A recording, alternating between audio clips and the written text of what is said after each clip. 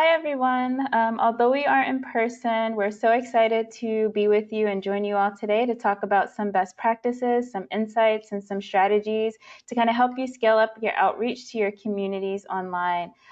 Thank you so much to the Defense Information School for having us here today and for bringing everyone together virtually. I'm Janelle Adrian. I'm on the Politics and Government Outreach team here at Facebook. I work with our government agencies in the US and Canada, including our military and veterans communities. So really here to help you build out your presences across our platform, understand new tools, understand best practices, and kind of help you address any specific issues you're having on our platform. So I'm going to turn it over to my colleague Sharon Yang to introduce herself. Hi, everybody. Again, very sad that we are not able to meet in person, but so happy that we were asked to participate in this. As Janelle mentioned, my name is Sharon Yang. I have been with Facebook for about 4.5 years now and have had the pleasure of speaking to this group once before, I believe, and happy to do it again. And we'll be jumping right into some of our Facebook and Instagram best practices. Great. So government organizations, they play a really important role across our platforms, and we are really committed to building products and tools that allow you to build community and keep people safe and informed. This is our company's mission, and the military and the veteran community plays a very important part of that. Facebook is a very proud supporter of this community. It's a place where we help that you can find valuable opportunities for our vets in particular. It's a place where you can draw on your unique experiences and make real impact as part of our company. And for the military community, we really are a place to kind of reach your supporters at scale. So right now, there are over 2,000 active Facebook groups for the military and veterans community. Over 900,000 people in the US are part of at least one Facebook group for the military and veteran community. And over 2,000 groups are for spouses of veterans or active duty service members. So again, we are a platform where you can reach the community you're really trying to speak to at scale with a lot of our tools, and that's what we hope to show you today. So as a government organization, as military community, we know that you need to connect with your community, raise awareness around important issues, encourage healthy behaviors, especially now as we're going through the COVID pandemic, register people for service, and foster community. And these are all of the things that we can help you do across our platform. And our Facebook apps and services are really here to help you accomplish these goals. So I'm going to turn it over to Sharon to kind of go through some of the basics and get us started with our best practices. Thank you, Janelle. So first and foremost, I think the most important thing to keep in mind with Facebook products, whether you're just getting started or have been using our products for years, is how to keep your various accounts secure. Facebook accounts may be targeted to gain access to sensitive information, as we all know. So please, please, please take these simple steps to help protect your information and presence on Facebook. So first and foremost, as I think we have told many of you in the past, please, please, please enable two-factor authentication on Facebook and Instagram, which is a security mechanism that requires you to enter a specific code when someone tries to access your account from an unrecognized device. Second, take the security checkup, which will help you log out of unused apps and browsers, manage your alerts, and strengthen your password. And third, take the privacy checkup. It helps you review who can see your posts and information from your profile, like your phone number and your email address. It also shows you your settings for apps you've logged into with Facebook. Next, you can update your information by reviewing the contact information on your account, removing old email addresses and phone numbers you no longer use, and adding current accounts you regularly monitor. The reason this is so important is if we are sending important correspondence, or you need to somehow reset the password for a profile or an account, the way that we communicate with you is through the email that you have listed on Facebook. So please remove old email addresses you don't have access to and cannot receive emails to anymore, so that we don't have to try to track that down later on. And then, of course, number 5, secure all devices and platforms by taking advantage of security features offered on your mobile phone, like codes, pins, strong passwords, email accounts. Email accounts also have two-factor authentication, and other social and online platforms. And finally, ensure your business manager is secure by visiting the security center, a specific space within Business Manager where you can safeguard your business and the people who manage it. And next slide, please, Janelle. Thank you. And managing a page. Safety, transparency, and integrity are incredibly important, especially in the realm of government. So as such, please have at least 2 people manage your page when possible.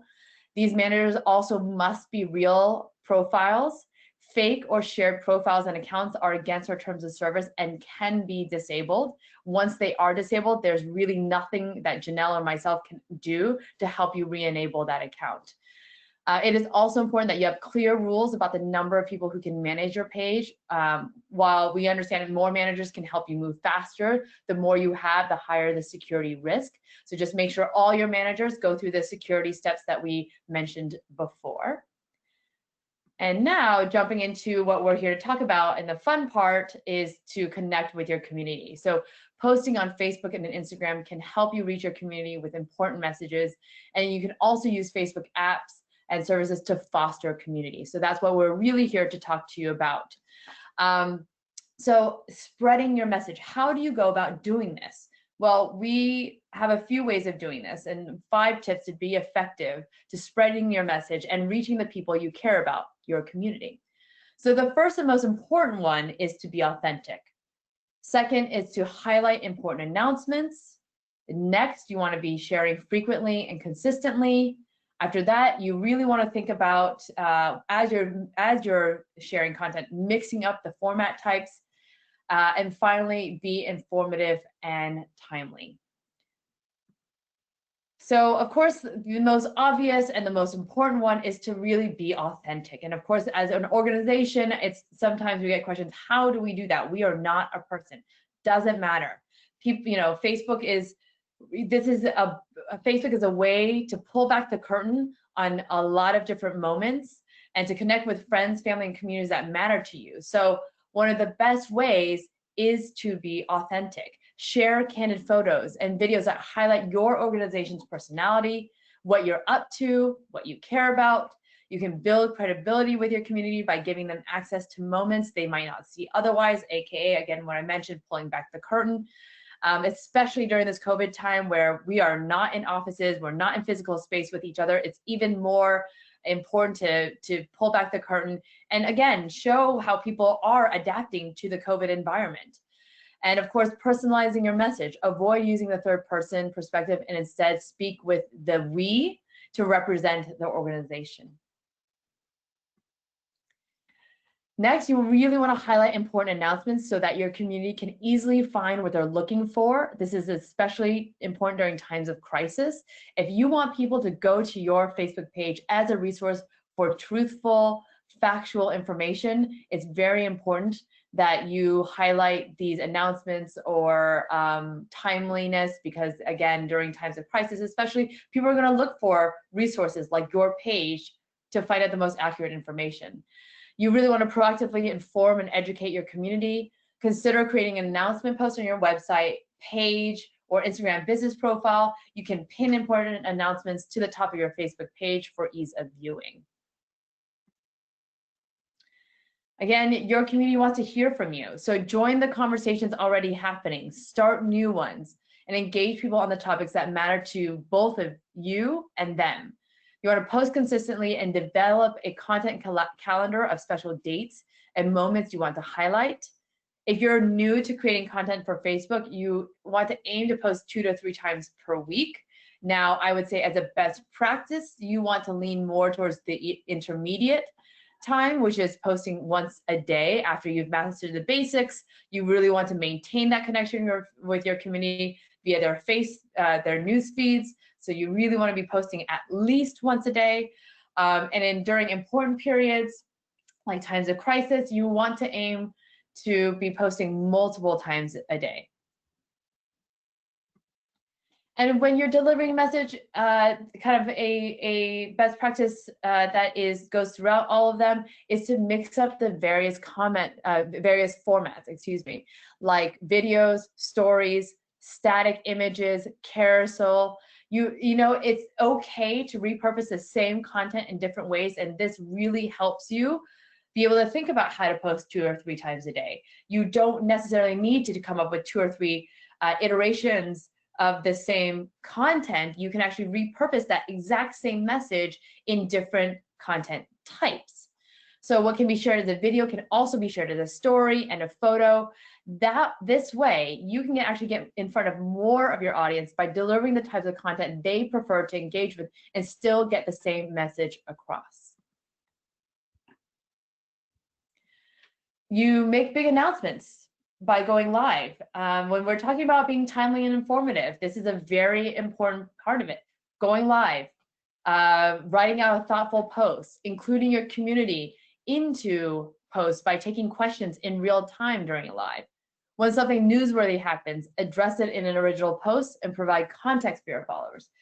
People are talking about current events on Facebook and Instagram, so provide those following you with timely, topical updates by adding popular hashtags to your posts to participate in the ongoing discussions. And with fostering community. And so in addition to sharing content with your audience, you should aim to use Facebook products to foster community by truly interacting with people in the comments, using Messenger and/or WhatsApp, going live, engaging with other pages, and exploring groups.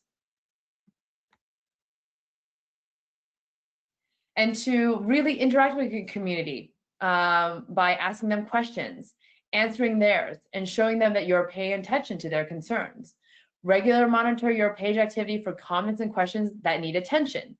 Like and reply to comments whenever possible. Respond to comments on your page honestly and fairly. Responses to individual comments build trust over time and show that you're listening, show that there is a face behind the organization. And if it's relevant, enable the top fan badge to identify your most active followers. And now I'll toss it over to Janelle. Thank you, Sharon. So kind of going back to what Sharon said about engaging your followers and really building up that kind of interactive two-way conversations. One way you can do this is through our tool Messenger.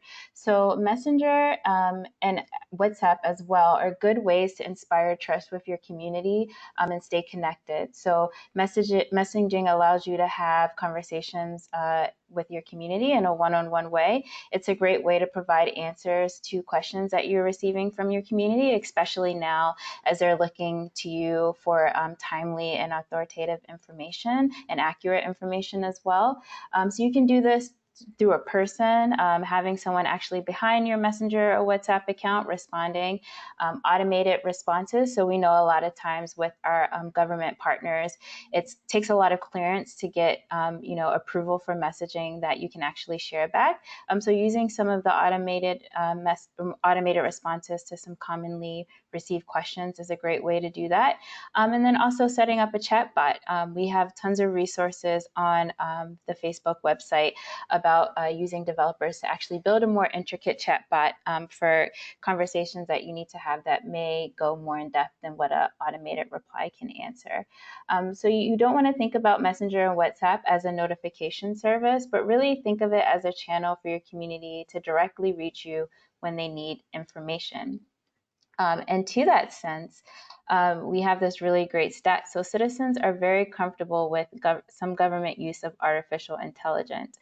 So they would increase their use of government digital service if government used AI to provide more accurate and useful information. So again, both Messenger and WhatsApp are great ways you can do this through automated through AI, again, with some features like our chatbots and tools, and we definitely encourage you to check those out. For going back to Messenger, so just some ways you can really get started with Messenger, actually turn on page messaging. So when folks go to your page, they'll be able to see if you have messaging turned on and know if they can interact with you. Respond to messages. So make sure if you're getting incoming from them that you're actually replying. You can create a welcome greeting and instant reply. So these are great ways so that when people first reach out to you, if you're not able to answer right away, they can get these greetings and automated replies to know that you'll be able to respond to them soon. And then create save replies. So these are good ways you can quickly and easily respond to common questions. Just save them down and you'll be able to answer the questions right away. As a page, you can choose to privately reply to comments on posts also by clicking message next to the comment. So if you have incoming and you want to share something that may be sensitive, you may not want to reply to the person in a public comment. You're actually able to use Messenger to reply to them directly in a one-on-one way. And then finally, if you have the resources, again, as we mentioned before, you can explore creating a messenger experience, so a chatbot, really to just expand your reach and increase meaningful engagements with your audience. Another messaging service you can leverage to stay connected is WhatsApp. So we have some tips we can go through quickly for using WhatsApp to connect with your community.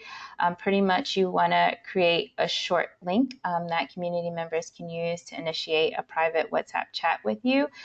Complete your business profile and set up custom greetings, again, similar to messages. It just lets people know where they can find more resources and information. Really let your community know when they can expect to hear back from you. So use tools like automatic away messages is really important, just so they don't think that their messages are going into some void and won't be answered. You want to educate your community about available service by including descriptions. These are accessible through a business profile. Again, we'll be sure to share some additional resources with the Defense Information School that they can send out to you so you can learn more about these tools. Similar, again, to Messenger, save and reuse messages that you frequently send so that you can quickly reply to the questions you're getting from your community. And proactively inform and educate your community by using photos, videos, and text, and feature tips and a status update. So these are all great ways, again, to kind of drum up that two-way conversation. Another great tool that we would encourage you to leverage right now is Live. So it's one of the more common ways, especially now while everyone is at home, that people are using to connect with their communities. So you can use Live to make announcements, hold live Q&As. Again, as Sharon mentioned earlier, bring your community behind the scenes, help them see things that they may not be able to see now that they're stuck behind a computer screen. Interview interesting, relevant people. We have our Live With feature, which allows you to actually go live with another individual. So think about kind of creating more engaging live moments for your audience. And then live stream virtual events. We've actually seen a lot of you guys in this community really utilizing a live stream to kind of highlight your big marquee moments and utilizing a lot of these tools. So it's a great way to kind of reach your audience at scale and help them feel connected to you in a meaningful way right now while we can't be in person. Another awesome tool we want to highlight are groups. So again, as we mentioned very earlier, there's so many groups for the military and veteran community. So you consider starting your own, but you can also consider partnering with some of the more popular groups. If you have a lot of partners who have established groups with lots of members who are reaching the communities you want to reach, see if you can join their group as your page, as your official presence to kind of share timely information and updates with their audience as well, or just kind of create like a sharing relationship so that you can, ask them would they be willing to share important information with your groups. We see a lot of times that folks feel more comfortable interacting and engaging in a group because it can be more private. There are some groups that, are only the content in the groups only available to the people who have joined. So that helps people feel more comfortable in participating. So groups are another great way you can kind of foster community. So we encourage you to think about groups, whether that's creating your own if you have the time and bandwidth to manage a group, or using some of your partners' groups as well. And just some quick tips if you are building a group. So really think about the purpose. Groups are really useful when you have a subset of information that may not be applicable to everyone, but you have a really dedicated segment of your audience who are interested in participating in conversations around a particular topic. So really think about the purpose of the group, how you'll be using it, how you want people to interact. You can have your page be the admin of the group, so that you're not using personal accounts to interact in the group. Think about the privacy settings. Again, if they're more sensitive topics, you'll want to make sure the group is private or closed so that the content of the group can only be seen by the people who are members. You can also utilize a lot of the tools to vet members. So, having folks answer questions before they're able to join, just so you can get a sense of who is in the group. Encourage participation by welcoming new members, letting them know what they can find in the group, what resources are available to them. Engage with folks by tagging them, commenting on their posts. And you can even go live in groups. So again, a great way to kind of reach a small set of your audience in a really engaging and interactive way. And then when we are able to gather again in person, think about how you can take your activity offline by hosting events that are exclusive to people in your group, or encouraging them to organize events on their own. And then finally, think about engaging with other pages and profiles. Again, people want to feel like they're interacting not just with an institution, but with the people behind it. So kind of foster that two-way engagement. It also helps to increase the chances that other pages and other groups will share and engage with your content as well. So tag other pages, ask other pages that you partner with often to tag your page. Go live, ask public figures or other relevant organizations to engage with your content by commenting on it, again, to foster that two-way conversation. And now I'm actually going to go into just a few tips and best practices of ways that we've seen a lot of our partners leveraging the platform in a really scaled way. So one thing we've seen recently in response to the COVID-19 pandemics, governments wanted to really communicate important social distancing messages with clarity and maximum reach. And a really cool way a lot of groups have been able to do this is through profile frames. So it's a really great way to get a message across, to participate in a movement. And it also just kind of shows a sense of unity. So if you have big moments coming up, or if you're still sending out a lot of your messaging around COVID, think about using profile frames as a good way to kind of leverage your audience and help them kind of see your messages at scale. Stories on Facebook. So we know a lot of you guys are power users of the platform, particularly Instagram, and are using Instagram stories really, really well. But we also just want to make the case that stories on Facebook are another great tool to leverage. As you can see in the screenshot we have here, they show up front and center when folks are logged into the Facebook app right at the top. And so it's a good way to kind of position yourself right at the top of folks, the content that they're consuming. Stories are also now one of the more common ways that people are sharing and consuming content on mobile.